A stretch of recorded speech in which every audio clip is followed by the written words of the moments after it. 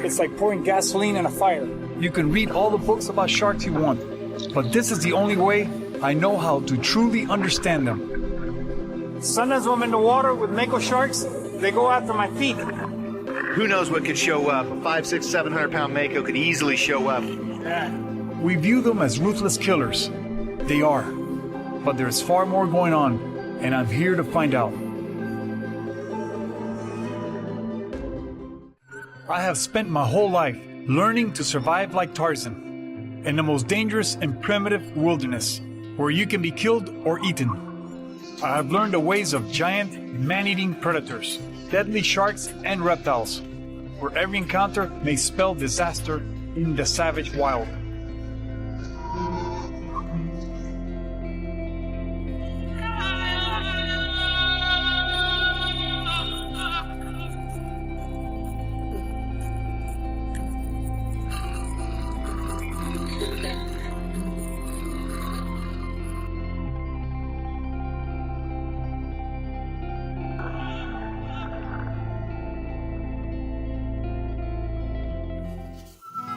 "50 miles off the coast of California. I am on the hunt, hoping to encounter, in my opinion, the most ferocious and noble savage of the open ocean, the short-fin mako shark. The ocean is vast, and these encounters are never guaranteed. So to improve my chances, we have brought one of the most experienced pro shark guides on the West Coast, Chuck White. If anyone can find them, he can."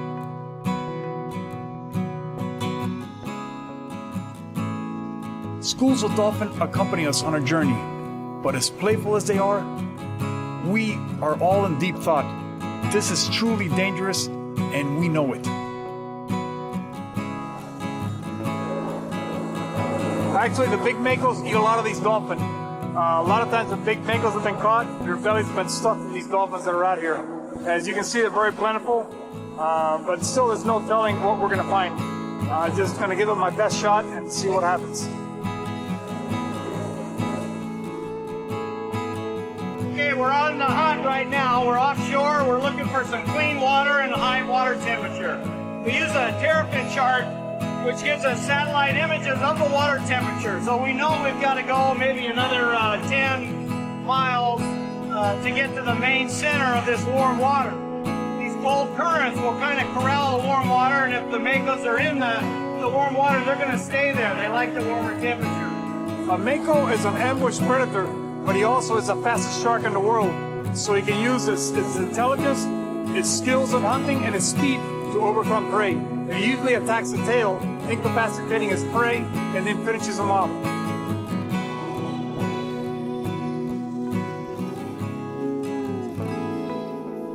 Blue sharks are plentiful out here. The blue sharks can get very aggressive. They're very prone to biting. I mean, you turn your back, and he's got onto you. Blue sharks are extremely attacking shark, in my opinion. They're always going for your ankles. You got to keep your eye on them, and especially once I feed them, they just want a part of me. You know, they'll come all around me like that.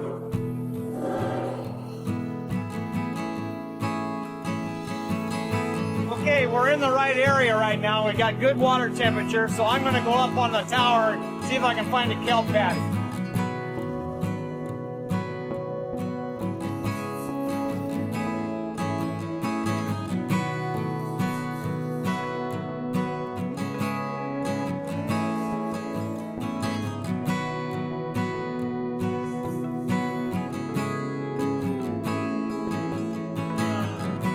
Well, we're rigging this small camera. We actually have an extended handle on it, so you can get a two-handle hold on it, and you're not on the same axis, and you're not rocking it back and forth. This steadies it out. Also, you can feed it to a shark if he's really aggressive. You can put it right in his mouth, or push him away with it if you have to, and not really put your hands in as much danger as well. It's got a wide-angle lens on the front, so we can get real close to the action and really get some great stuff up close. As you'll notice, Manny doesn't say a lot until the action actually starts. He likes to stay really reserved, likes to conserve his energy, doesn't want to talk a lot, doesn't really want to talk about what might happen. He never does that. He wants the action to happen, and then he'll come alive. So it's very typical of Manny.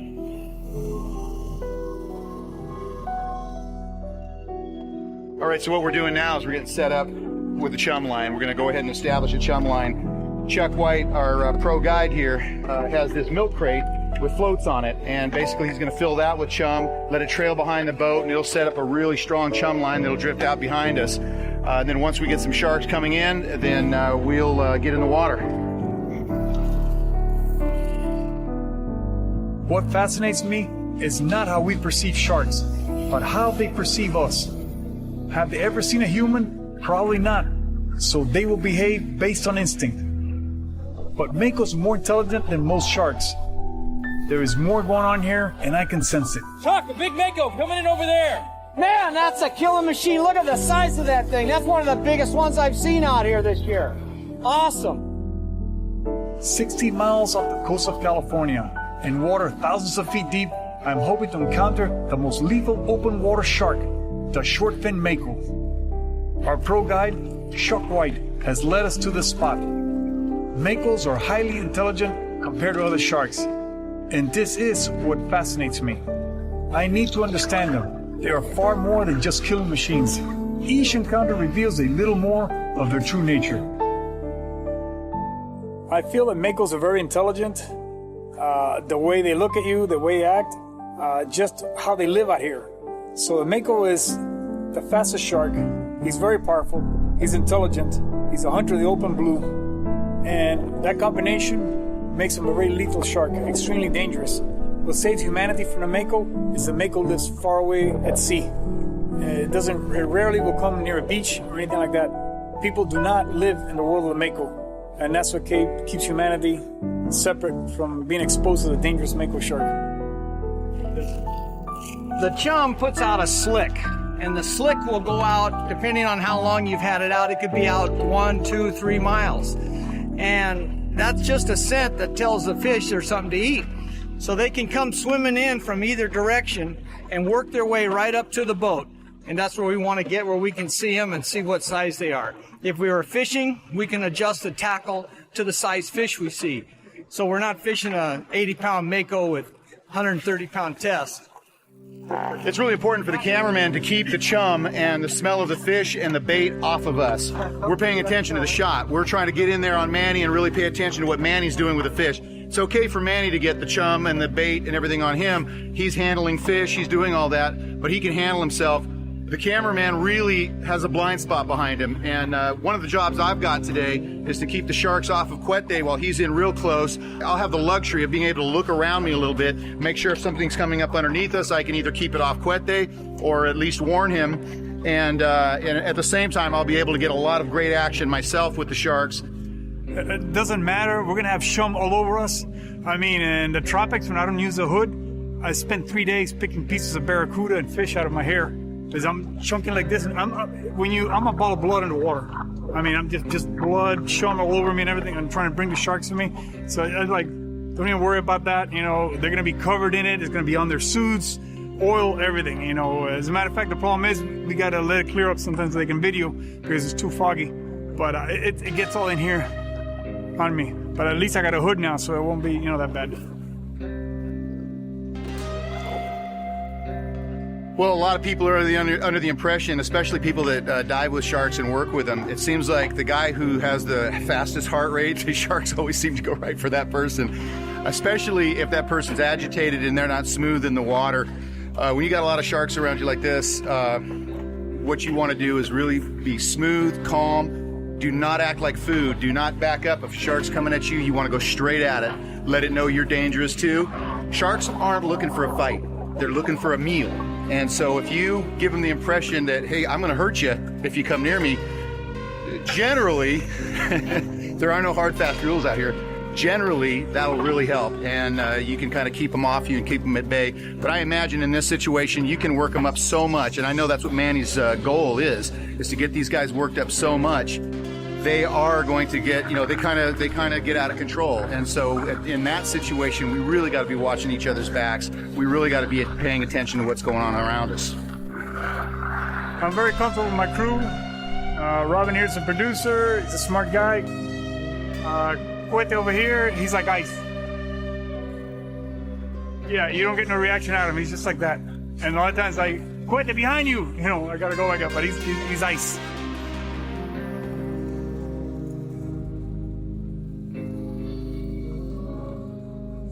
I started diving off California when I was 9 years old. That's quite a few years back now. And I remember one of the most exciting things for me was to get up on the bow of the boat as we made our way across to the Channel Islands or to Catalina and look over the bow of the boat, and about every 200 yards, a big blue shark, nice big beautiful blue shark we'd almost cross right over the top of it, and the blue shark would roll over and look at me with that eye and then boom, take off. And it was so exciting to me at the age of 9 years old. I can remember that so clearly.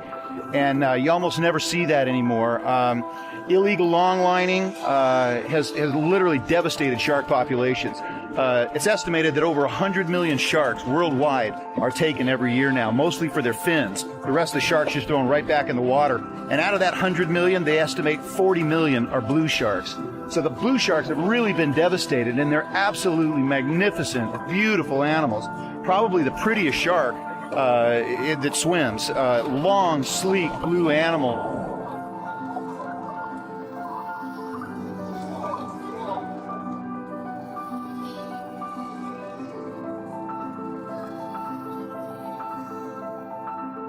A big mako coming in over there. Yeah, I see him. I knew we would find sharks, but I had no idea so many would be coming at us non-stop from every angle. Okay, Robin, don't worry. I got your back. We're keeping an eye on it. With each encounter, I'm learning even more about these amazing predators, how they interact with me and each other. They're so subtle, but the clues are here. After a 3-hour boat ride into the Pacific, our pro shark guide, Chuck White, has put us on a promising spot, using satellite images to locate warm water. I keep my mind focused on the task ahead, to attract and interact with a true noble savage, the short-fin mako. But even with this much preparation, we're just tiny specks in this vast blue wilderness. And I worry, will all this effort pay off? That California sea lion probably actually just saw the boat from a distance and cruised on over. They know what fishing boats are all about. We're not actually fishing, but I'm sure he'll enjoy the chum, and he'll probably try to take the bait from Manny. Believe it or not, a California sea lion, a full-grown California sea lion, will eat small blue sharks. They'll swim right in there with them. And in fact, a great white can't really even catch a sea lion if the sea lion sees the great white first. They're ambush predators. They're going to come exploding up and grab something before it sees them. But if the sea lion actually has eye contact first, there's almost no way they can actually catch a sea lion. They're far too agile, far too acrobatic. They can turn on a dime. Well, my job out there is to get the action as close as possible to Manny. I've got a wide-angle camera lens on it, so I can be two feet away from him and still see the shark and Manny. If I back off, I'll back off to about 4 feet, and still they pretty much fill up the screen. But you can get right up in there, 6 inches away from it, and still get enough of the wide angle to see the animal's head and the mouth. So you got to be pretty close in there.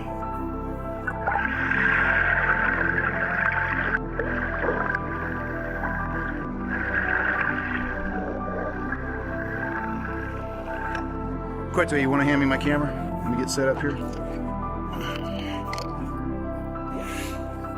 It's amazing how far things have come in 20, 30 years. Actually, even the last 5 years, it's amazing. But just think what Jacques Cousteau and those guys would have done to have a system like this. Here we've got like an hour's worth of video and a battery that'll go all day, and total control over the camera. It's really amazing how good these systems are. They're so state of the art.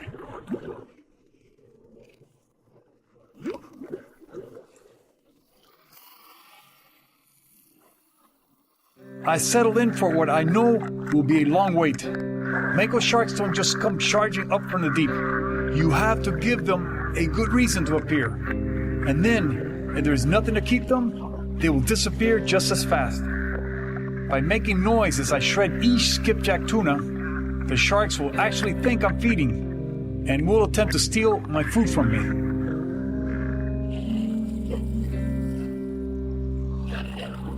But I have to pace myself. If the sharks don't show up for an hour or two, I can actually wear myself out, chunking these frozen skipjack.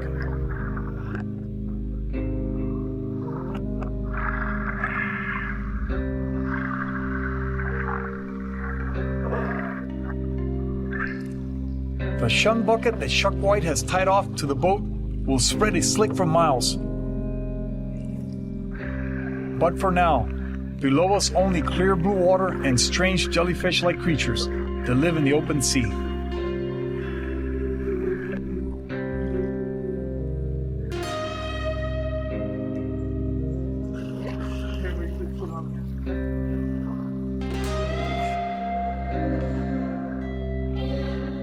Shark! Coming right at you, right here. Two makos charging straight in together, a 5-footer and a smaller one. I am thrilled to see them, and these are only the first to arrive.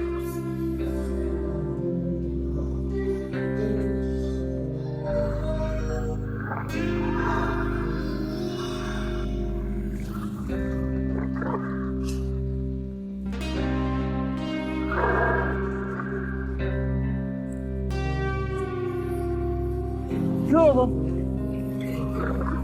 Every luck.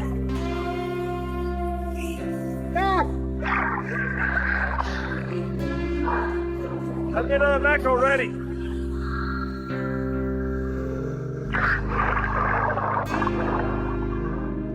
We are 60 miles offshore and water thousands of feet deep, hoping to encounter the noble savage of the open seas, the short-fin mako. And it seems we may have hit the jackpot. Within 20 minutes of steady chumming, two beautiful makos have charged onto the scene. They're sizing us up, and I can almost read their minds. They want to steal my fish and then rip us to pieces. Two healthy makos are stalking us. For now, they keep their distance. Two of them. Every luck. And then they disappear into the gloom like ghosts.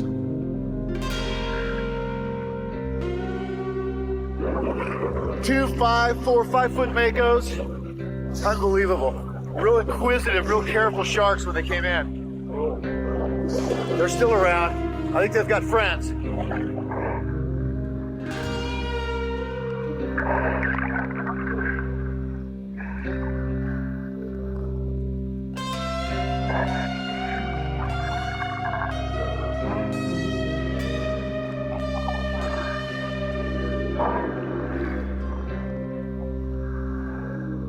There's 3 now.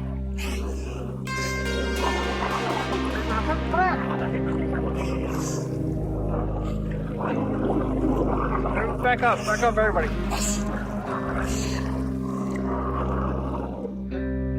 The next mako to come in is a young female. She's only a pup, and she's totally fearless. Her inexperience, aggression, and lack of fear make her far more dangerous than you think. She may be only 3 feet long, but this is a perfect little killer. She could take a bite out of you the size of a grapefruit before you even knew what happened. But she's so beautiful, and I wonder what her world is like. The competition for food must make her even more prone to rushing in for a bite. She seems agitated. The chum has her totally worked up.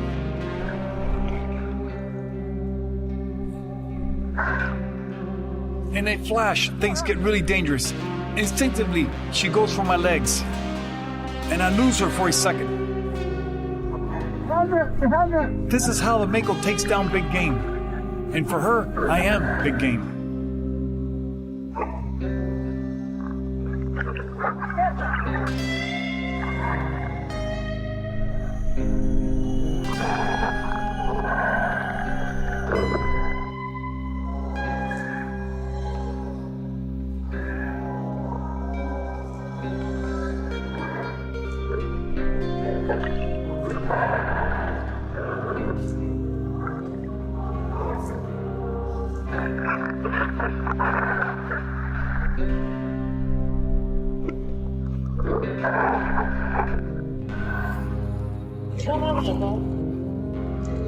He's right there at the back of the boat, Brian, right underneath you.